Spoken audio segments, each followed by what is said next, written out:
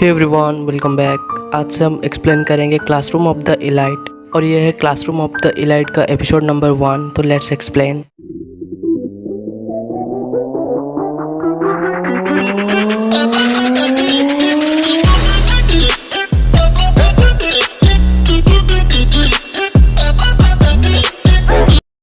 तो एनिमे की स्टार्टिंग होता है। तो एनिमे की स्टार्टिंग में एक लड़का जिसका नाम होता है कियाटोको आयनोकोजी, वो अपने मन में सोच रहा होता है क्या सच में सारे इंसान बराबर है। हर जगह में आज इक्वलिटी के नाम में सिर्फ लड़ाई हो रही है। जब इंसान पैदा होते हैं तब तो सारे इंसान बराबर ही होते हैं, लेकिन चेंज उसके बाद से शुरू होता है। समय के साथ सब कुछ बदल जाता है। इक्वलिटी शायद गलत कंसेप्ट है, लेकिन बट हमारा इन इक्वलिटी को एक्सेप्ट करना शायद ज़्यादा मुश्किल है। तभी हम देखते हैं कि बस में एक लड़की एक लड़का से कहता है वो प्रायोरिटी सीट है, तो क्या तुम वो सीट इन ओल्ड लड़ी के लिए छोड़ सकते हो। और ये सुन के वो लड़का कहता है बेवकूफ़, मैं अगर जवान हूँ इसका मतलब ये नहीं कि मैं अपना सीट छोड़ दूँ, और वैसे भी खड़े होने से ज़्यादा एनर्जी कंज्यूम होता है, और वैसे भी मेरे सीट देने से तुम्हारा क्या फ़ायदा होगा। और ये सुनकर वो लड़की कहती है शायद मुझे लगता है तुम ये करने से तुम सोसाइटी में अपना कंट्रीब्यूशन करोगे। और ये सुन के वो लड़का कहता है मुझे सोसाइटी में कंट्रीब्यूशन करने की कोई दिलचस्पी नहीं है। और ये सारी बातें वो ओल्ड लेडी सुन के कहती है कोई बात नहीं, मैं ठीक हूँ। फिर भी वो लड़की हार नहीं मानती और पूरे बस से पूछती है कोई है जो अपना सीट देना चाहेगा। तभी हम देखते हैं कि वो लड़का अपने साइड वाले लड़की को देखता है। कुछ देर बाद वो बस में एक लड़की अपनी सीट देने के लिए तैयार हो जाती है। कुछ देर बाद वो स्टूडेंट्स अपने स्कूल तक पहुंच जाते हैं। वहाँ पर वो लड़का उतर कर सोचता है आखिर ये है मेरा school, Tokyo metropolitan advanced nursing high school. School Japanese government द्वारा चलाया जा रहा है ताकि यहाँ से निकलने वाले हर एक स्टूडेंट अपने देश के लिए सपोर्ट कर सके और सोसाइटी में अपनी कंट्रीब्यूशन दे सके। और ये school 100% employment and college entry देने का दावा करता है। तभी आयनोकोजी आगे बढ़ता है और तभी एक लड़की उसे देखता है और पूछता है तुम मुझे बस में क्यों देख रहे थे। तो तभी आयनोकोजी कहता है सॉरी, तुम अपनी सीट नहीं दे रही थी, शायद मुझे इसीलिए लगा तुम भी मेरी तरह इसी झमेले में नहीं फंसना चाहती हो। तो वो लड़की कहती है तुम मुझे अपनी तरह मत समझो, मैंने अपनी मर्जी से सीट नहीं दी। तो आयनोकोजी अपने मन में सोचता है अगर ऐसा ही है तो तुम मुझसे भी बदतर हो। उसके बाद वो लड़की चली जाती है। नेक्स्ट सीन में हम देखते हैं कि एक लड़का भाषण दे रहा होता है और वो कहता है मेरा नाम है Manabu Horikita, student counselling president and senior होने के नाते मैं तुम्हारा स्वागत करता हूँ। तभी आयनोकोजी अपने बगल में वही लड़की को देखते हैं और उसे पता चलता है कि वो लड़की उसकी क्लासमेट है। तभी सीन क्लास में शिफ्ट होता है और सारे क्लासमेट बात कर रहे होते हैं और आयनोकोजी मन में सोच रहा होता है कि उसकी सीट मेरी साइड में है। तभी वो लड़की कहती है कितनी बुरी कोइंसिडेंस है। तभी वो लड़का कहता है मुझे भी यही लगता है। तभी वहाँ पर एक लड़का आता है और वो कहता है क्यों ना हम लोग दूसरे से इंट्रोड्यूस हो जाए। और ये सुनकर वहाँ पर कुछ लड़कियाँ एक्साइट हो जाती हैं। उसके बाद वो लड़का कहता है मेरा नाम है रुशिके हिराटा और तुम लोग मुझे मेरे फर्स्ट नेम से बुला सकते हो, और मैं हर तरह की गेम खेलता हूँ और मैं स्कूल के अंदर सॉकर क्लब भी ज्वाइन किया हूँ और मुझे तुम सबसे मिलकर काफ़ी खुशी हुई। और आयनोकोजी अपने मन में सोच रहा होता है कि मैं शर्त लगा सकता हूँ कि ये क्लास में मॉनिटर बनेगा। उसके बाद वहाँ पर एक लड़की अपनी इंट्रोडक्शन देती है। वो कहती है मेरा नाम है किकियो कुशिदा और मैं चाहती हूँ कि ये स्कूल में हर किसी से मैं दोस्ती कर सकूँ, तो आप लोग कहीं पर भी जाना चाहते हो तो प्लीज़ मुझे ज़रूर बुलाना। और ये देखकर आयनोकोजी अपने मन में सोचता है ये लड़की के सराउंडिंग पहले से ही फ्रेंड्स वाली वाइब बनी रही है। और आयनोकोजी अपने मन में सोचता है शायद ये इंट्रोडक्शन से हम क्लास में किस तरह परफॉर्म करेंगे थोड़ा पता चल सकता है। फिर वो लड़का आयनोकोजी से अपनी इंट्रोडक्शन के बारे में पूछता है। आयनोकोजी थोड़ा सोचते हुए बोलता है मेरा नाम है कियोटाको आयनोकोजी, मैं किसी चीज़ में भी अच्छा नहीं हूँ और मैं सबसे मिलने की कोशिश करूँगा। उसके इंट्रोडक्शन के बाद सारे लोगों को थोड़ा अजीब लगता है, फिर भी वो सब ताली मारते हैं। और उसके बाद वो अपने सीट में बैठ जाता है और वो कहता है आखिर मैंने कर दिया। और उसके बाद एक लड़का दिखाया जाता है जो अपने डेस्क पे लात मार के कहता है कि हम लोग कोई बच्चा है जो कि कोई इंट्रोडक्शन गेम खेल रहे हैं, टाइम के साथ साथ हम लोग एक दूसरे को पहचान लगे। तो फिर क्लास में एक टीचर एंट्री करती है। वो कहती है मैं हूँ क्लास डी का रूम टीचर, मेरा नाम है साजाब सीरा।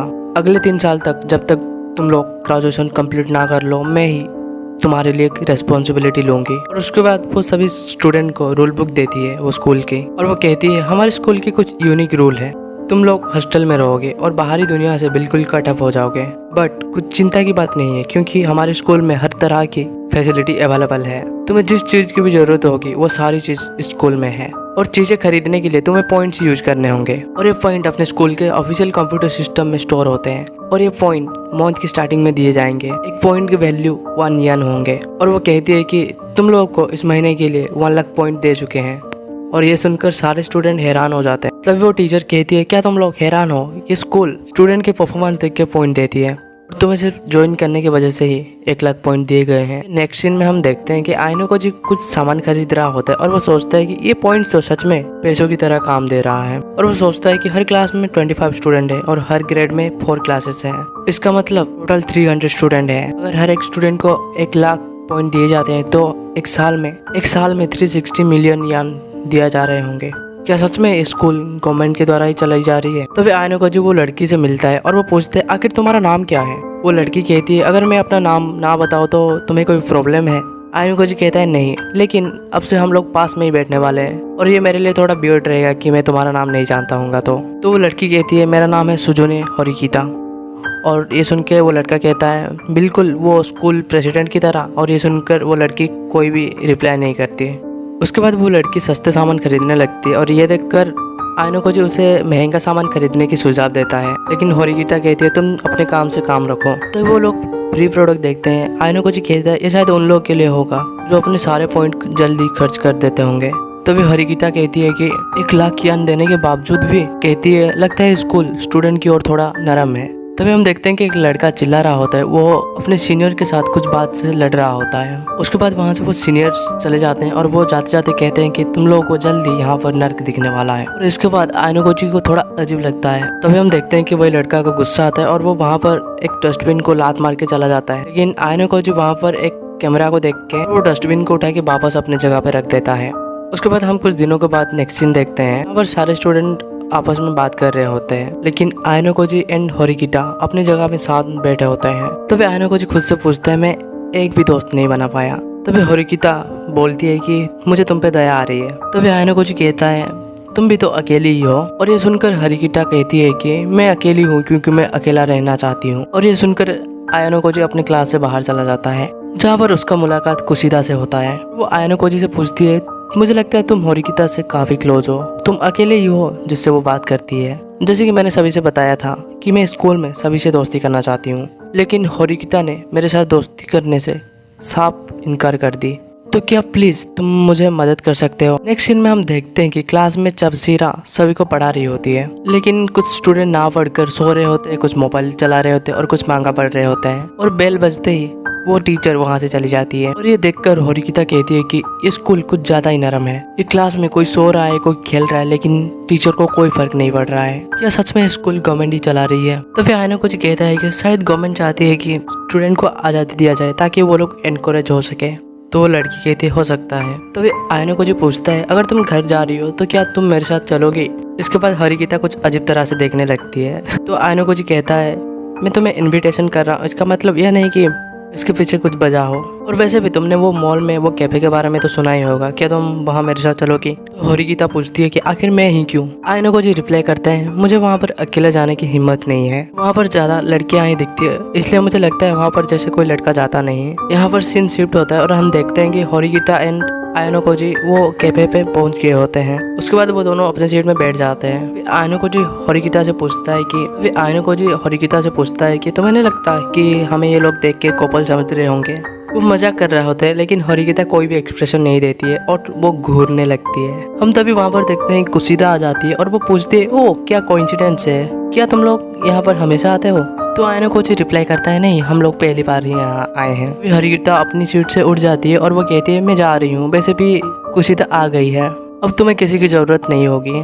तो आयनो कहता है मैं और कुशिदा तो सिर्फ क्लासमेट ही है। और ये सुनकर होरिकिता कहती है कि हम दोनों भी तो क्लासमेट ही है। और वो कहती है मुझे अच्छा नहीं लगा कि तुम भी यहाँ पहुँच गई। कुशिदा कहती है नहीं ये तो सिर्फ कोइंसिडेंस था। तो फिर आयनो जी अपने मन में कहता है अच्छी कोशिश थी कुशिदा, तुम्हें कहना चाहिए था, भला इसका क्या मतलब है? तो फिर होरिकिता कहती है कि यहाँ पर जो बैठे हुए स्टूडेंट थे वो भी क्लास डी के स्टूडेंट थे, इसका मतलब उन्हें आते हुए भी ज़्यादा वक्त नहीं हुआ है, क्योंकि हमारा क्लास अभी ख़त्म हुआ, जैसे कि हम लोग अभी आए क्लास ख़त्म होने के बाद, इसका मतलब उन्हें भी ज़्यादा वक्त नहीं हुआ है यहाँ पर आते हुए, तो वो इतनी जल्दी ये टेबल छोड़ के कैसे चले गए? तो फिर आयनो जी सुन के कहते हैं अच्छी ऑब्जर्वेशन थी, मैंने भी नोटिस नहीं किया था। लेकिन कुशिदा पूरा साइलेंस हो जाती है। तो फिर आयनो जी कहता है माफ करना, यह हमने पहले ही प्लान किया था। तो होरिकिता कहती है कि हाँ मुझे पहले से ही लगा था। कुशिदा होरिकिता से कहती है कि प्लीज तुम मेरे दोस्त बन जाओ, वरना तुम अकेली हो जाओगी। ये सुनकर होरिगिता कहती है कि मुझे कभी भी अकेलापन महसूस नहीं हुआ है। और ये सुनकर आयनोकोजी कहता है कि पक्का तुम अकेली रह पाओगी। तो होरिगिता रिप्लाई करती है कि मैं पिछले 2 साल से अकेली ही हूँ, तो मेरे लिए ज्यादा परेशानी की बात नहीं है। और ये बोल के वो वहाँ से चली जाती है। नेक्स्ट सीन में हम देखते हैं कि कुशिदा एंड आयनोकोजी एक साथ जा रहे होते हैं। तभी कुशिदा आयनोकोजी से कहती है शायद सभी से दोस्ती करने का गोल मेरा अधूरा रह गया। और ये सुनकर आयनोकोजी कहता है होरिगिता थोड़ा एक्सेप्शन केस है। तभी वो लोग एक लड़की को देखते हैं। वो लड़की क्लास बी की इचिनोजे होती है।